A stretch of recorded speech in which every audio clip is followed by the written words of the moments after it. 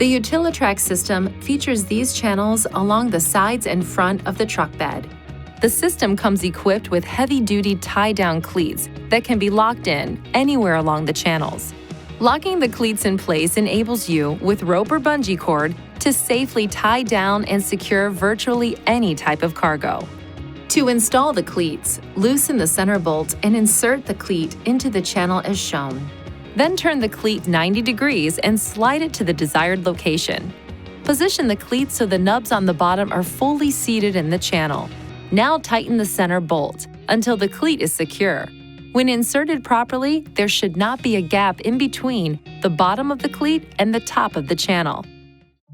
Please see your owner's manual for important safety information, system limitations, and additional operating and feature information.